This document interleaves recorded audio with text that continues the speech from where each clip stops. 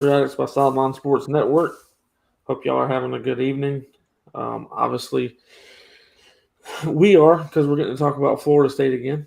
And as always, before we get into the show, Game Day Vodka is an American made, an American bottled, an American sold vodka. They are the official vodka of Florida State University, along with 8 others. And they are also an official vodka for 9 NFL teams, the Colts being one of them. And on the next episode, I'll tell you another one they are. Um, but we are proud to be partners with Game Day Vodka, and Game Day Vodka is proud to be with us as well. So we are going to be talking about PWOs, and we're going to be talking about probably the first 5 to 6 games on the schedule. As far as what we think Florida State can do on an extremely early level. What's up, VJ? How's it going? Um, So PWO stands for, we had some fans asking what PWOs were. PWO stands for Preferred Walk On. That's what PWO stands for. It also means that the coaches want them there. They don't necessarily have to do a walk on tryout. That's what the preferred part means. That means that they were this close to getting a scholarship. Really, it's like that close. But um, they have the opportunity to come and develop and potentially get to that um, scholarship offer. They're just not offering them one right away. They want to see more of how they develop, stuff to that nature. So that's what a PWO is in sense. Also, um, the PWOs that joined Florida State, because that's pretty much all that we got, other than a linebacker that decommitted from North Texas and committed to Florida State, officially signed on National Signing Day, which was February the 1st. Yep. Um, so, other than him, we had 2023 QB Michael Grant of Tallahassee, Florida, committed to Florida State. And his grandfather was a quarterback or a football player here at Florida State, but someone said quarterback. I didn't do the research to find out. I just took the word for it that he was a player here at Florida State. And then we also had 2023 wide receiver Zamari McKinley, 2023 athlete Ashton Bricewell, and we had 2023 defensive end Xavier Perkins, 2023 linebacker Brandon Torres, and 2023 DB Donnie Hybert, I'm assuming, and defensive end Grant Fielder. Is he Cecil's son or like related to Cecil Fielder? I saw somebody put a post about that. I'm trying to see because I couldn't find much. Is it Grant Fielder the one that's related, or was it the quarterback Grant that was related? Because I don't remember which one. But we'll No, get that it's information. no, it's actually his I'm reading this thing. Um he actually has strong athletic bloodlines as his father Cecil, 1985 and 1998, and brother Prince both played in the MLB for over a decade. So this is wow. That's crazy. So he has definite athletic genes. There's no doubt about that. So just remember, everyone, Trayshawn Ward was a walk-on. C.J. Campbell was a walk-on. There's multiples before that. I'm just naming the recent ones. I was a preferred walk on. James was a preferred walk-on. Mine was it's a variety of reasons why people become preferred walk-ons. Like mine was because I decided that I didn't want to have the right grades, so that kind of threw me off, and they didn't think I was going to be able to get into Florida State, so I was able to get in. But then I got my scholarship in the spring, so a lot of things could happen. Some of these guys have actually pretty decent offer lists. They're not just guys that nobody wanted. I'm trying to think like this defensive end at Middle Tennessee State, South Florida, Temple, a bunch of FCS schools. So like you were talking about the developmental guys, Yeah. that's kind of really what it looks like. This kid from Flagler Palm Coast, Ashton Bracewell, Akron, Navy, FAU, Toledo, Eastern Kentucky, Eastern Illinois. Could be some guys that you never know could develop into something, and it could be exciting. We got Chad here saying that he's excited for the spring game and the tailgate. Obviously, the spring game is going to be. I think we actually sell out for the spring game this year. I think this will be the first time in a while that we've done so, but I think we actually sell out for the spring game, the allotted amount of tickets that they're going to allow. So I would make sure you get your spring game tickets quick because I think everyone's going to buy it out. But that Michael Grant athlete that I was talking about, the quarterback, his grandfather was the first QB at FSU. His name was Don Grant. So that must have been a while ago. But that's what it says. So he obviously has ties to Florida State. He's from Tallahassee. He's a preferred walk-on here at Florida State for the 2023 class. So obviously we're adding some very good preferred walk-ons. I know that sounds kind of crazy, but preferred walk-ons can end up being very, very good players. It's not the end of the world because they don't have 9 stars behind their name. Another guy too. I was telling people um, before Jameis Winston became the number one, the highest drafted player for the state history. Andre Wadsworth was the number 3 overall pick, and he was a preferred walk-on. So listen, man, you never know what you're gonna get. I'm not saying any of these guys are that, but sometimes it's good to have guys with a chip on your shoulder. I mean, hell, you had to run it, like you said. Trayshawn Ward was that guy, and it ended up working out for him. So we'll see. Absolutely.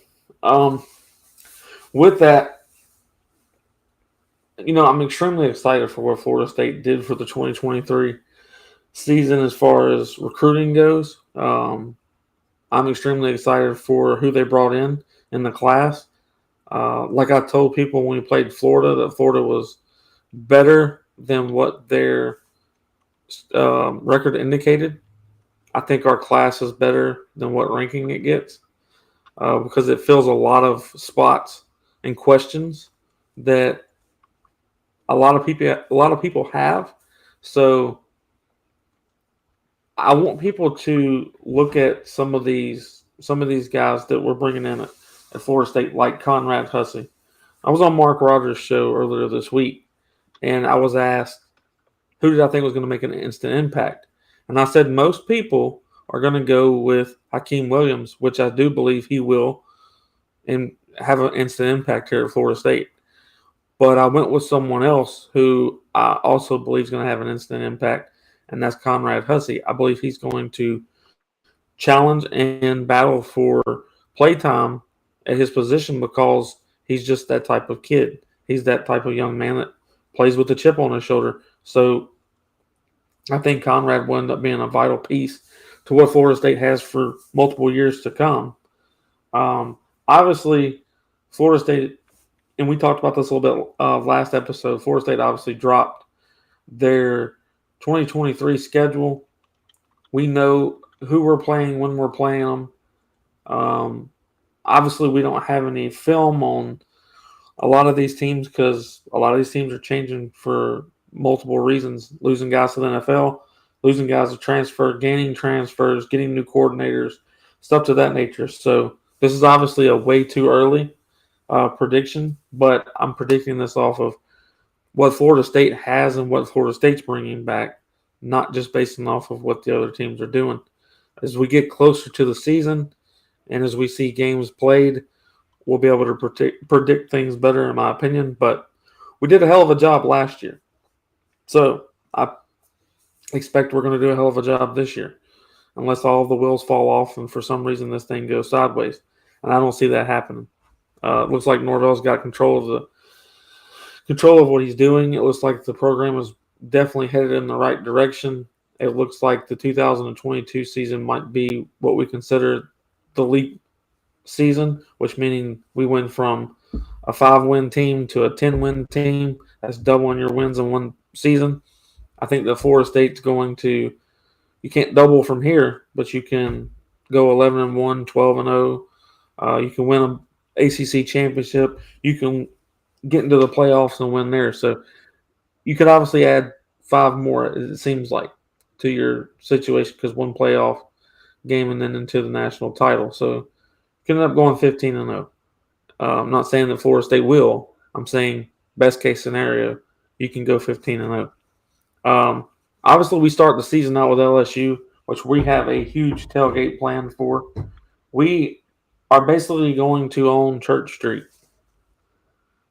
As Spear Addicts and Den Media and James Coleman and CJ Wilson goes, the 2 lots that we had for last year, and we're going to have more than 2 this year. But those 2 lots are still ours. We have multiple lots that are going to be up and down Church Street that are ours. Don't know who, don't care who, but someone tried to infiltrate on us and steal our spots, not knowing that we already had them locked down. They could have just came to us and we could have collaborated or something. You never know. But they went the other route and tried to go underneath us or around us or over us, however you want to look at it. Didn't work out for them. It worked out for us. But we will have a huge tailgate. James and I were just talking in the pre-show before this. The last tailgate, we had seafood and barbecue last time. This time, who knows what we're going to get. I want James to get the Jamaican food personally because he said it, and now that's all I can think about. So hopefully he gets someone to do the Jamaican food because it's just a whole different – it's just different. I don't know if you've ever had it, but Jamaican cuisine is very good. If we come out in September without a loss, I think we get that confidence and run the table and take the ACC 13-0. Then who knows what happens after that. VJ, if we are 6-0 in September and there's no crazy injuries, I could see that happening. I'm not a fan of the bye week being week 5. I wish it was later on in the season, personally. If I had one gripe, the second gripe would be I don't like that North Alabama is in between Miami and Florida. I think that's one of those games that you could look over because of the emotions out of the Miami game going into the Florida week. So it's one of those games that are just really weird. I think Florida State keeps focused, and I think that we win that game, but we have to make sure that we, hone in on that game and stay focused because we don't want something stupid to happen. But, James, we're starting out with LSU in Orlando at Camping World Stadium. Florida State ended their season in Camping World Stadium, but so did LSU. Are there any home field feel advantages maybe that Florida State should feel that they have? Or do you think LSU fans are going to do what Florida State fans did this previous year and try to take over the entire city? Do you think LSU fans are going to do so? I think LSU fans, they travel extremely well. So they're going to be there. It'll be another it'll be a 50-50 stadium like it was for if you came to the Sugar Bowl, not Sugar Bowl, the Mercedes-Benz Dome in New Orleans and check that out. But what I do think though what will be different is we have such a strong presence with our Orlando Seminole Club, our booster clubs. The Orlando, the Tampa, and the Jacksonville Seminole clubs are some of the biggest Seminole clubs in the nation. So you'll have those converging on that. Plus Central Florida, and this is one of the reasons things that people are like, why aren't we having games in Dope? Well, it's about brand recognition and continuing to spread that good Nole cheer, right? Central Florida is really one of our hubs. Whereas Jacksonville, I like to joke and say that this is Gator Purgatory. Yeah. I mean, or Seminole Purgatory because this is where a lot of Gators and you got some dogs, and then we're the third team here, largest city. Obviously, Miami, South Florida, Miami. Central Florida, though, has adopted Florida State. Even with Gainesville technically being in Central Florida, we still have a huge Seminole presence there. So I think we'll be there, and I think that's where it is cool to have a bunch of different people having networking events and wanting to be able to bring the Knoll base in there. But I think we'll have Camping World rocking, and I think it'll be a great event. And obviously, I believe we'll be victorious, but I think it's going to be a very tough emotional game out the gate. I absolutely agree. I think that this game is going to set the tone for the season. I don't think if we lose this game that it ends our season or ends our possibilities of making it to the playoffs, especially if it's the only one that Florida State loses. Um, I do think it's one of the toughest out of the two toughest games on the schedule. I don't personally agree that Miami is a tough game. I understand that it's a rival, but everybody got on to me last year for saying that we were going to blow Miami out at Miami. Now everyone's saying that Miami's going to be a tough game because of it being a rival. I don't agree. I don't think Miami has proven anything or proven otherwise that we should be scared of that team for any reason. So I don't look at Miami as a oh God moment or oh are we going to win that game or are we going to have to squeak a win out. I personally don't see that. But starting with LSU, I've been doing as much research on LSU as I can. They did very well in the transfer portal.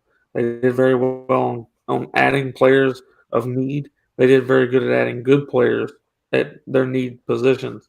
Their rotation is the only thing that I would say is a weakness. Got a lot of good starters, but there is a little bit of a fall off on the second rotational piece and definitely a fall off on the third rotational piece for the line, as far as offensive line and defensive line go. We all know that Brian Kelly is known to have offensive lines. His first year here at LSU, um, he did pretty good as far as offensive line goes. Our defensive line didn't just take over the game like I wanted or expected, but we're adding more to our defensive line this offseason. We also got guys that have been here for quite a while, like Fabo. Pat Payton's going to be a full grown man this year. Jared Verse, obviously, what he is. And then you've got this Edmond kid that we pulled in from the transfer portal that I think could be something. And then you've got Ioto Afasi, who I think is going to be an absolute beast at the defensive tackle position as well. I don't think we have that problem in rotational pieces of falling off. So I think Florida State's defensive line will be the biggest reason that Florida State can hold LSU down more than I think people will expect. I do have Florida State winning that game. Very close game. I've got them winning 35-31, but I think Florida State wins that game. James, you don't have to make any predictions as far as points and stuff, but if you want to say you think we're going to win or 50-50. Yeah, I think we're going to win, and I think a lot of it is what you said. When I'm just looking at what LSU lost now, if LSU are bringing back Bootsy, however you say his name, I would probably be like, okay, that's going to be a tremendous strain on your secondary. But they only return. I'm trying. What's my guy's name? Yeah, Neighbors. Neighbors is going to be a threat. He's a guy. He's an NFL caliber guy. The offensive line is coming. Most of their offensive line is coming back, but the same defensive line that attacked them and actually did pretty decent, like you said, got better. I think one of our biggest weaknesses was not just the end position, because I think D-Mac did okay. I think Verse did okay. I think where they messed up at was not keeping contained of Jaden Daniels. But I think really where we had where we fell off was, especially when Fabian got hurt, is not having another D tackle that was just going to be able to play dominant, consistent. This is no knock on Robert Cooper and what he brought to Florida State. He's been a tremendous no, but he lost a lot of weight. He's not this. I remember when he first came in, I made it because he could dunk. I made comparisons of a baby Vince Wilfork. He's a lot smaller than Vince Wilfork the last time I saw him. But when you add the likes of Brandon Fisk, who brings you some confidence, a little more little maturity there. So now you have two seniors, 5-year plus seniors across at your D tackle position. And now what you do is you have the ability to go in waves. You have Briggs, you have Josh Farmer, you have Daryl Jackson, you got Ayo, you got a ton of guys that can really just come in and start giving you some quality reps in the interior. And now, for the first time in quite some time, we've got 4 defensive ends. You got McClendon, you got Edmond, you got Verse, you got Peyton.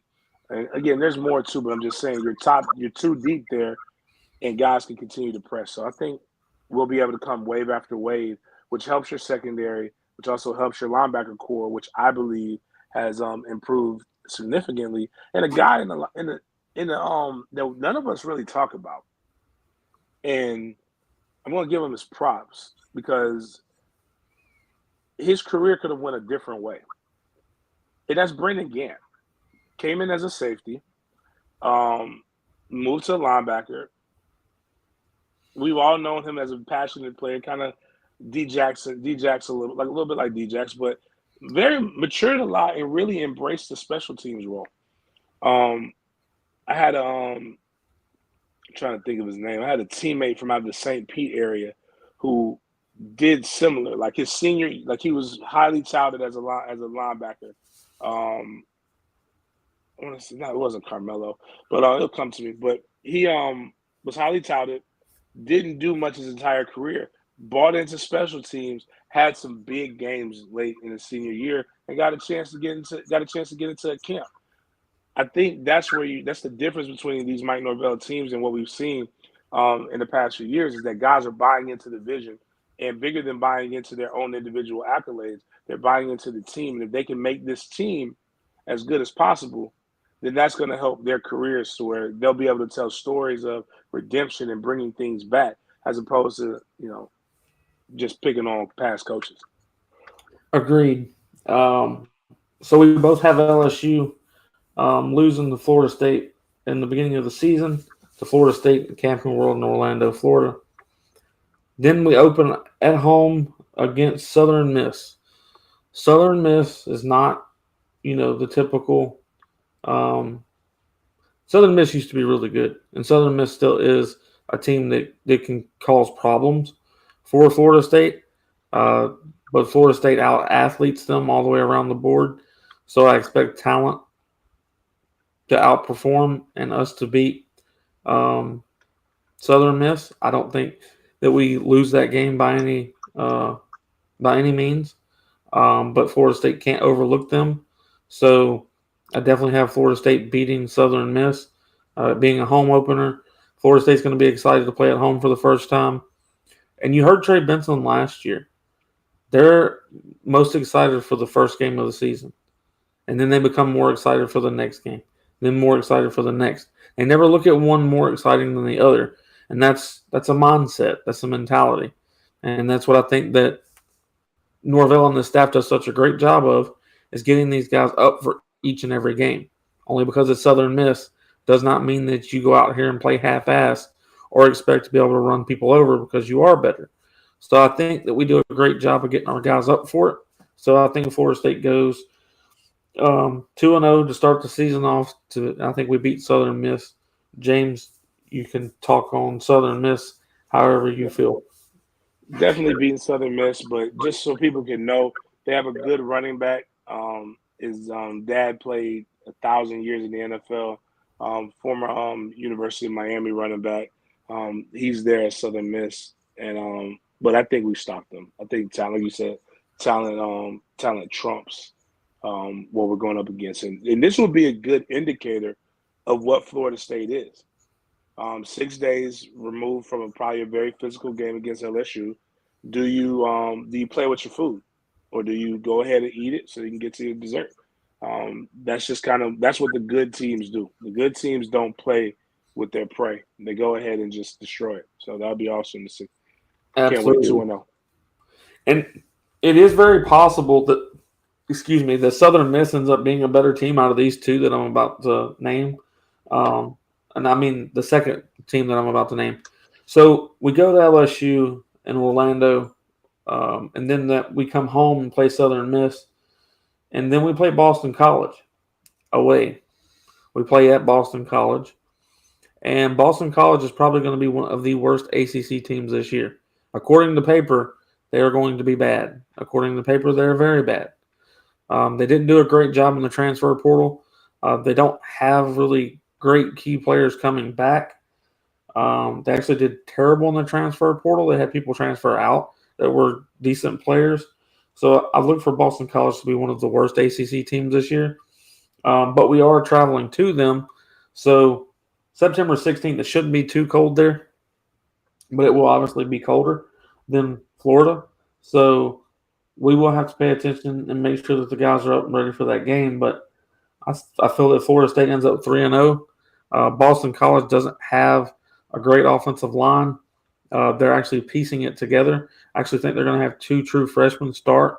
One at tackle, the other one at guard, if I'm not mistaken. But regardless, Yeah. two freshmen, and I don't think it's going to be good. Defensive line's not good either. They've got one DE that's pretty good. But other than that, their DBs are slightly above average, but they can't cover everyone. Their safety play is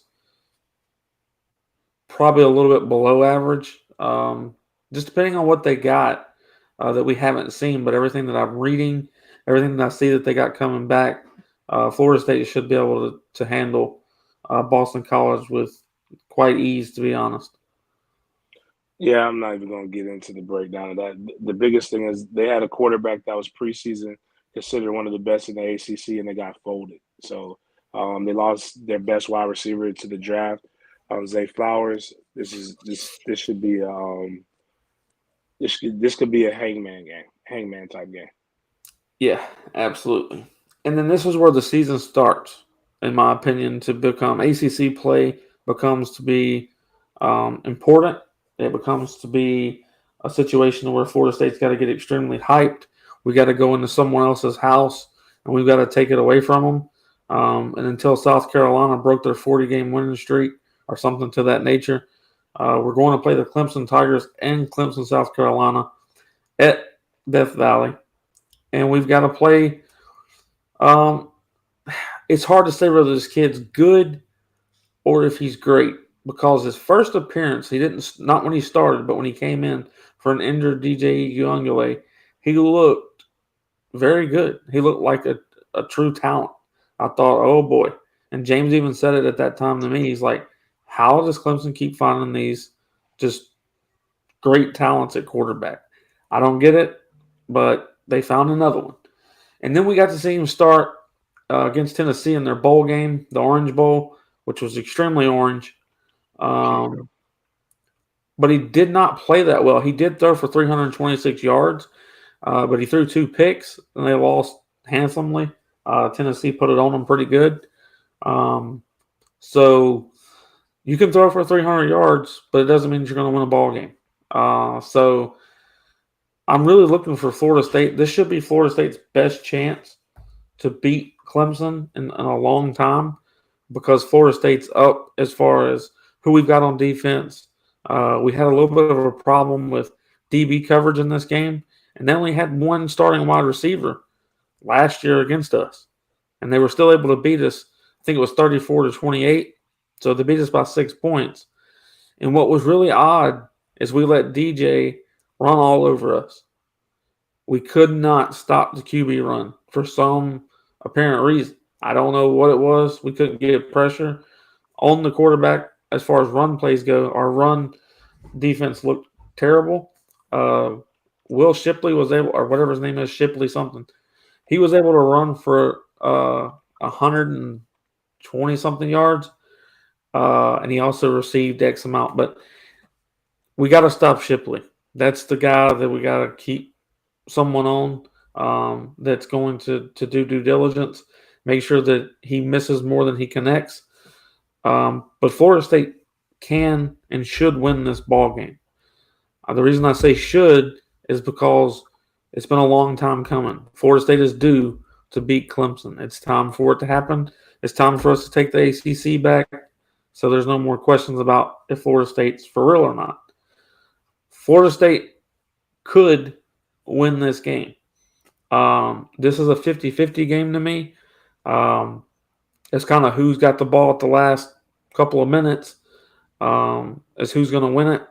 I think that Florida State could potentially pull off a win in Clemson. So I'm going to pick them to win, but it really is a 50-50 shot in my opinion. The only way you win this game is you keep this Klubnik kid off balance. You continue to get pressure on him. You do not allow him to sit in the pocket and start picking you apart because that's what this kid's MO is. He's a pocket passer. Not the greatest runner, but he can run. You got to be able to make him uncomfortable. And you have to, if they're going to win, he's got to be the reason they beat you. Will Shipley is dynamic. You got to make sure you keep an eye on him. Bottle up the run game. That's when they've struggled. Even when, no matter who's the quarterback, they've struggled when you stop the run. I think he's good because we have a very small body of work on him. I'm not saying he's bad. I think he will be good. I think he's definitely an NFL caliber quarterback. I just think it's one of the hardest things to do for a defense is to prepare for a talented backup because you put all the energy in to the first string guy, then you go to a base defense, and it's something that a lot of those guys are familiar with. So that's kind of what happened to Carolina, and then I would argue that Clemson's defense kept them around long enough for them to figure out what Carolina was doing to them. And what is Clemson in return? Clemson has I think it's Xavier Smith, guys that Florida State fans should recognize because they came out. Excuse me, Xavier Thomas, Tyler Davis, two good defensive linemen that should give us issues. That both are in areas where we will have new starters ourselves. Hopefully they'll feel comfortable because they would have seen some cats. But I also want to see what the matchup at wide receiver because they've got a cornerback, Nate Wiggins, who's actually really, really good. He'll be a sophomore next year, but he played a lot as a freshman. And that's really what was shocking about the Clemson game was that while we did okay, we weren't able to attack them down the field like we wanted to. But the thing that gives me solace is the body of work that Florida State and Mike Norvell and Coach Atkins showed offensively after the Clemson game. I don't know if Mike just went in the film room and just slammed his playbook and said, damn it, we're going to open this thing up. Or, I don't know what happened, but I do know this. Our offense was stupid, explosive after Clemson. In that 3-game stretch, when you have North Carolina State where you couldn't score a touchdown, but all you needed was a point. They only beat you by scoring one American touchdown and the rest field goals. Wake Forest, where you couldn't score in the first half, but you got it going in the second. I don't think that will be the issue. And I think sometimes everybody's calling for Coach Fuller's head, but sometimes your best defense is a really, really good offense. Mm-hmm. If you put up 21 on somebody, you go up 21 on somebody, or you go up 14 quick, you know what Clemson has to do?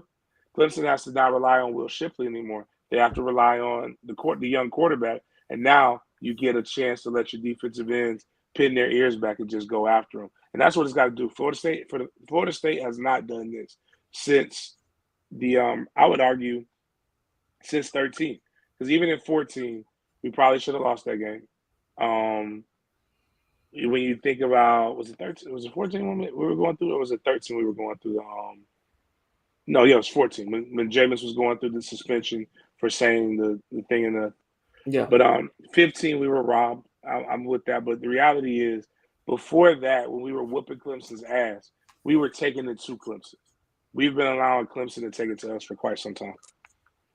And yes, I completely agree with this comment. We've said it multiple times. It is highly likely that FSU and Clemson play twice this year, regardless of who wins this game. Because if it's the only game that either us or that they lose, then yes, you would expect Florida State and Clemson to play again in the ACC title game, no doubt. But I do feel like Florida State has a little bit of an advantage. We have more experience on the field. We've got, we don't have a brand new coordinator. They have to break in a brand new offensive coordinator. I don't think that they're going to be bad. I think they're going to be good. I think this will be a close game, but Florida State on paper has the advantage. We have multiple guys that are over 6'3" that are wide receivers. You've got Johnny Wilson. You've got Kyle Morlock. You've got Deuce Spann. You've got there's another one that I'm not thinking of. Joshua Burrell. And we got plenty of guys that are over 6'3". Two of them are 6'7". They don't have enough DBs big enough if you put those three guys on the field to cover them height wise. So I believe that Florida State should be able to cause a lot of problems for Clemson. And then it's going to be backwards for me. Usually you hear people say that the run game opens up the pass game. The pass game is what's going to open up the run game for Florida State. We're going to have to start picking them apart early, and then that'll allow lanes to open up for Benson and others to be able to start running the ball efficiently against Clemson's defensive line. Because we're going to have to get those backers to back off, or them to pull backers and add DBs, and then we can run it down their throat. And then you move on to playing against Virginia Tech. Virginia Tech last year was bad, very bad. Virginia Tech will be slightly better this year. I don't think they're going to be good, but they will be slightly better. We play them at home. It's family weekend that week, October 7th, because after the Clemson game, that's when you get your bye week. We'll come off of our bye going into week 6, our week 6, playing against Virginia Tech at home. I'm not going to break down Virginia Tech because they did very poorly as far as the transfer portal goes. They did not do great on the recruiting class from 2021 or 2022, which would be guys that would be playing in that game.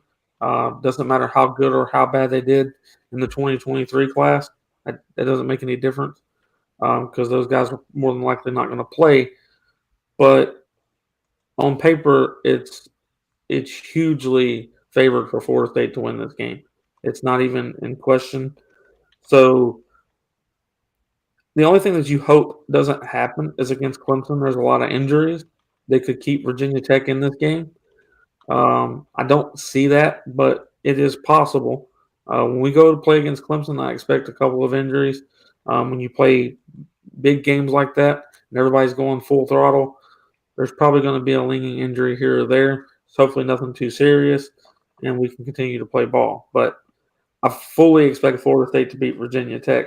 So at that moment, I have 1, 2, 3, 4. I would have Florida State 5-0 because I don't believe that we lose any of those 5 games. James, if you want to touch on Virginia Tech at all, go ahead. If not, Payback in 2018. Payback from 2018, absolutely. Then after family weekend on October 7th, October 14th, Syracuse comes to Doak Campbell Stadium. Syracuse has lost multiple guys, but they will still be a good team. Syracuse could cause us problems, depending on what our focus is. I think we would mentally have to be departed from the game for us to lose that game against Syracuse. Syracuse is losing, I think it's Tucker, who their running back was, who has given us trouble for years and years. And I could be wrong about his name, but y'all know who I'm talking about. But I don't expect Syracuse to come down to Tallahassee and win. I expect Florida State to be able to take care of Syracuse, so therefore I put us at 6-0 quickly. James, you want to touch on Syracuse on any potential concerns? No, I think just depends on what you can. They're going to be quarterback heavy. I mean, he's a good coach. Dino Babers is not a bad coach. Good offensive mind. He's going to have them prepared.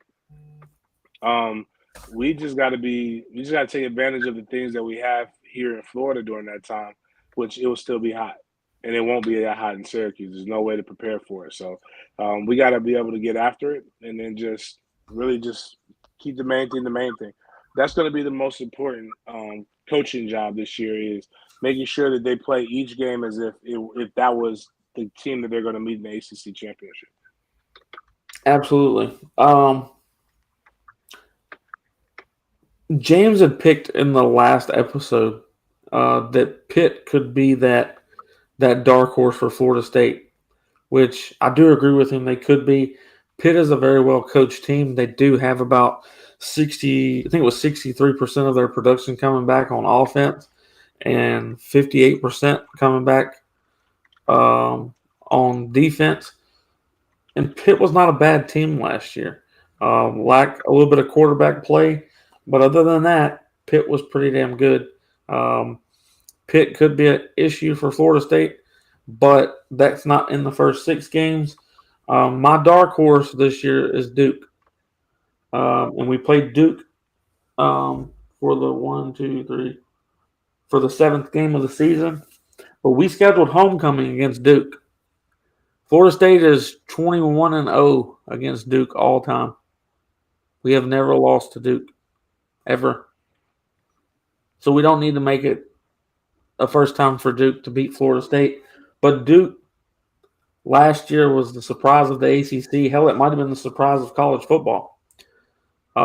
New coach took over from what's considered not a great team, according to any paper that anyone had on Duke, or they considered a good team. They were considered below average in every facet of the game, but they were able to go 9-4. They were able to beat people they wasn't supposed to. Their quarterback play was exceptional.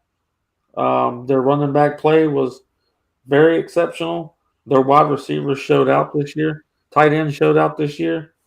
They played very well. Their scheme threw a lot of people off. They do some, not really mesh, but they do some quirky stuff in the backfield that throws linebackers off, that opens up the middle of the field. I think we're going to see a lot of those similar things this year against Duke. I think that Fuller will get our guys prepared for this because they do some really quirky stuff that I like. It's their own style. I don't think I have ever personally seen what Duke does played out by anyone else, especially done as well as they did it this previous year. The crazy part is they have a huge amount of returning success. They have 78% on offense and 82% on defense returning success. So they've got a lot of guys coming back. They got a lot of production coming back. And Duke could be a problem because of how well they played last year. They're gonna be playing with a chip on their shoulder. And if they don't have any injuries by this time, and they're a fully healthy team, they're talented. So with that said, I still have us beating Duke because I don't think Duke's going to pull it off and beat Florida State at Doak Campbell Stadium. I think Florida State will pull off and win this game as long as we stay focused and as long as we're ready for this game. I think Mike Norvell and company should be able to have their way with the run game. We should be able to run it down their throat. Pretty simple because they don't have the greatest defensive line. They are a little bit above average. Their DB play is very good. Their linebacker play is above average. So their defensive line, in my opinion, is their weakness. So we have to take advantage of that and get our guys, running back wise, into the second and third level because that's where the damage needs to be done. As long as you're getting 6+ yards per carry, then you should win the ball game. You should control the time of possession, and that's what I think Florida State does against Duke. Is controls the time of possession, doesn't allow their offense to get the ball often, and we score often, but not too quick. You got nothing else? That's basically it. Well, seeing how we gave y'all the first 7 games, we've got 4. Or how many is that? 1, 2, 3, 4, 5, 6. Yeah, 7.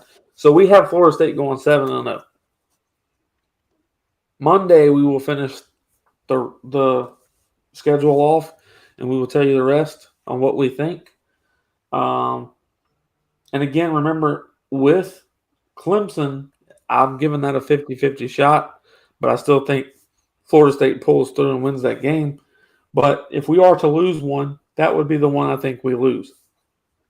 If we're to lose one. But for now, I've got Florida State going 7-0 in the first 7 games of the season. James also has Florida State going 7-0 in the first 7 games of the season. We will finish that the next episode. So now we're going to do a little bit of a breakdown on what the season looks like starting for us. Obviously, guys, there's not a whole lot going on in the off season right now. We're kind of in that weird period where tour of duty is happening.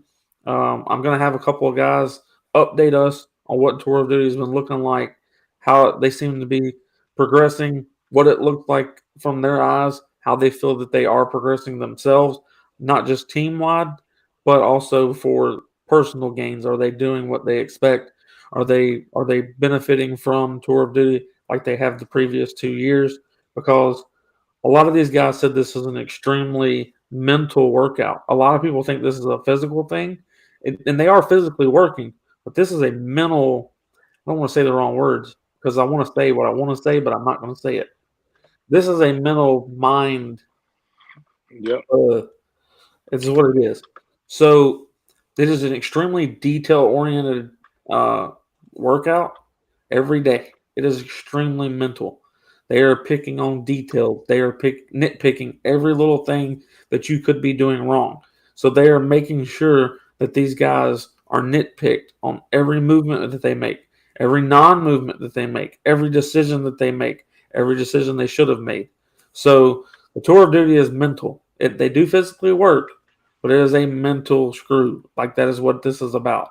It's getting you mentally prepared for any type of adversity in the season. It's getting you mentally prepared for anything that could possibly happen during the season. So it's really good, but it's also very they're mentally wore out after each day. They're mentally just drained. Each one of them have told me that. So it's not one of those things that you just go and do. It's not a practice. You just do it and that's it. You can just kind of, go through the motions and you're done. From what I've told, that's not possible. Or they'll never leave because if people are just trying to go through the motions, it won't work. They will hold you there forever. So as far as James and I, obviously we're going to get ready for the spring game. We've got a tailgate for the spring game. That link is up. James has put it up all over his social. It's all over mine. I'll also put it into the description of this video at the bottom once this is over with.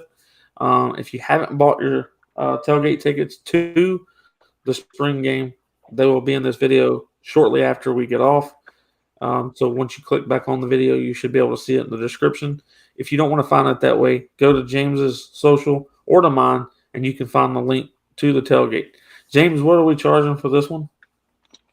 $30, I believe. Looking at it right now.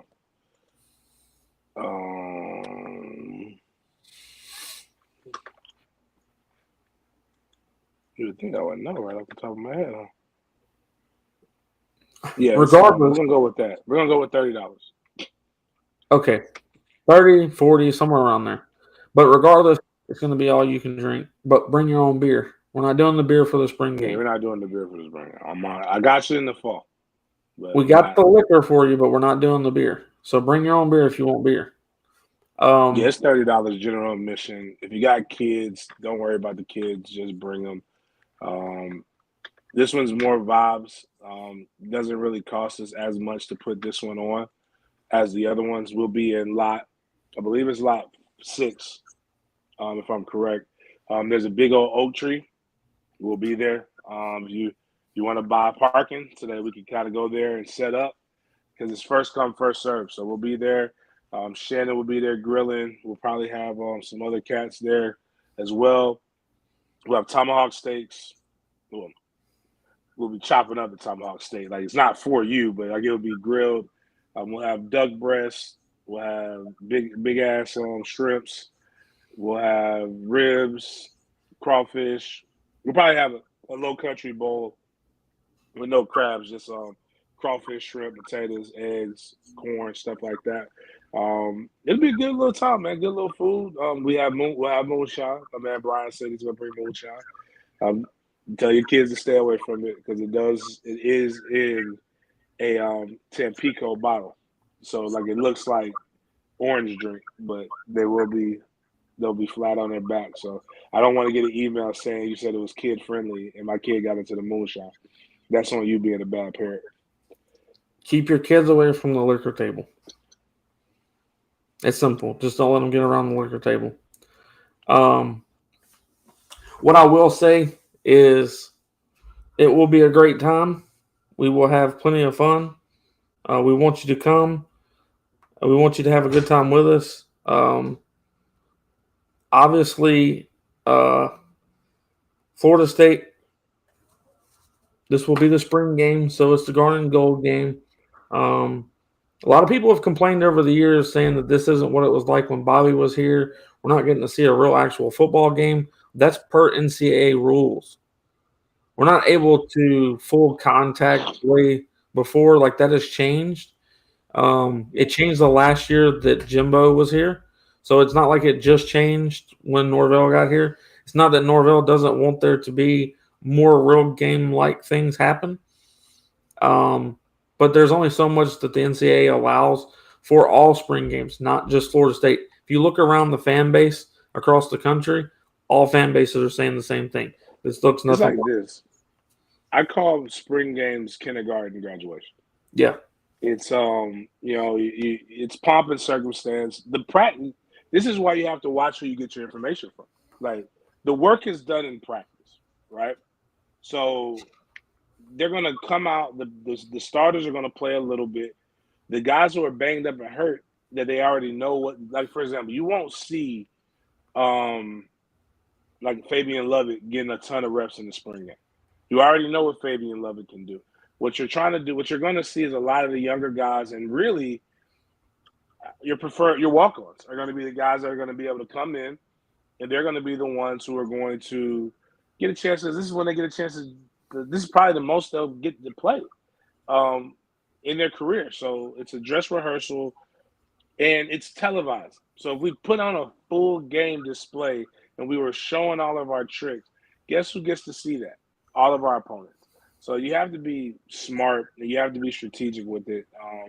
Like I said, the real stuff, the real information comes from the scrimmages. So, like, when you see the guys go out and they go bang and they battle, that's really where you're going to get a chance to – and unfortunately, you, the fan, won't get a chance to see it. You'll have to, like, really hear about it from those who pretend to be the most plugged in. So, yeah, that's basically it. Yeah, absolutely.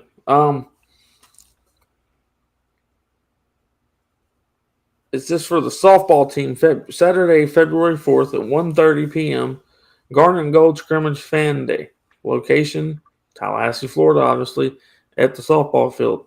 So if you want to have Fan Day and meet the girls, meet the coaches, obviously come to the Garnet and Gold Scrimmage game for the softball team. That'll be at 1:30 p.m. on Saturday, February the 4th, which is just in a couple of days. Also, you can go get your FSU softball NIL jerseys to support those like Mudge, Michaela Edenfield, Sandra Cock. All the jerseys are available at Garnet and Gold. So make sure you stop by Garnet and Gold first, pick up your jerseys, and then go over to the Fan Day, get your jersey signed by the girls that you want signed by. I told everyone if you wanted to hook up on better seats or possibly getting parking if you don't get it already, or better tickets for the away games or stuff to that nature, to contact my rep, which is James. I know too many Jameses. There's way too many Jameses now. Warren. But James Warren is the rep that I want you to contact.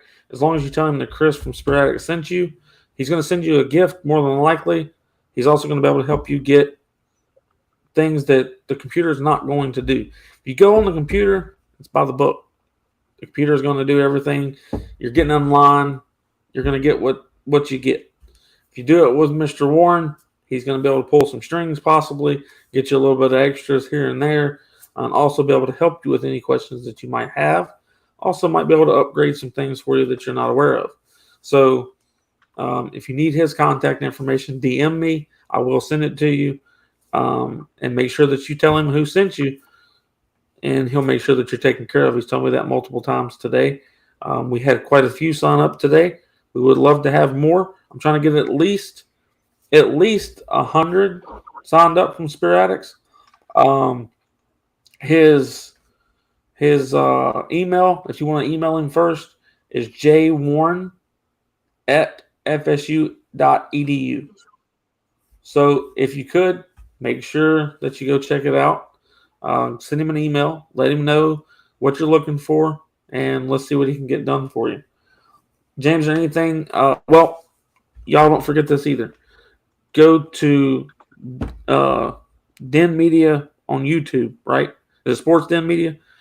Find Sports Den Media Group. Den Media Group on YouTube. Subscribe to James's channel. Check out his show. Once he gets to 2,000 members, he's going to be giving away $200 to a lucky winner.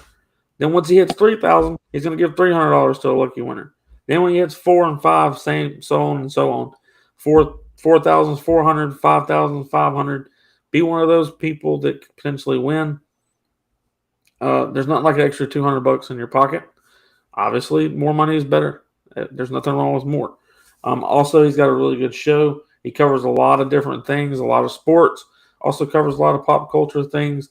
It's really fun vibes. He's always in the cigar lounge when he does it, and you always get to feel like you're sitting in the cigar lounge with him. If you stare at the screen long enough and don't look at your other surroundings, put on a virtual media thing, an Oculus, and you'll feel like you're sitting right across from him. So go check it out. It's a really fun show. He does it 3 or 4 times a week. Right now, 3 days a week. Hopefully soon 4. But we're only do 3 right now. They do 3. I'm trying to get them to 4. Obviously, it's a really good time. I watch him every chance that I get. Sometimes at work I can't, but for the majority of the week, I'm able to watch him. He goes live somewhere between 10 and 11 most of the time. So early lunch break. Create a fake meeting if you have to, whatever you got to do. But make sure that you check it out. It's a really fun show. I like when Miles interacts with him in the back. It's funny. One of my favorite things to hear on James's show is when Miles really gets to laughing. That becomes hilarious. Funny. To hear him laugh in a deep motion and really laugh, it's awesome to hear. But he covers a lot of stuff, a whole lot of stuff, and it's really informational. I'm not going to say what I was going to say because I don't know if that's okay. But I'll ask you later, and then maybe on the next show, I'll see if that's okay to say. But not on this one because I don't know if it's all right. But anyways, we've got about 2 minutes left. Y'all make sure that y'all check out his YouTube page. Make sure that you also find him at Big Game James _36 on Twitter and Instagram as well. Find him on Facebook at James Anthony Coleman, and make sure you give him a follow on all 3. And we also do a crap ton of giveaways on Spirit Addicts, so make sure that you're following and subscribing to all of our stuff as well. I just sent out a bunch of these today. The people that won, that's the honors card of Jameis Winston. Also, I did a jersey card for someone that won on Twitter. So a lot of good things are getting sent out. Y'all make sure that you subscribe and all that stuff. James, I'll talk to you shortly. I got one more call before I call you back, and we will talk. So have a good one and go Noles. Everyone, I hope you had a good night. I hope that you enjoyed the show. We broke down the first 7 games of the season. We've got Florida State going 7-0. If that's not what you got, or it is what you got, or whatever it is that you have, put it in the comment section, and I'll make sure if it makes sense that I'll talk about it on the next episode. Y'all have a good rest of your evening. Hope you have an old-tastic time this weekend, and we will see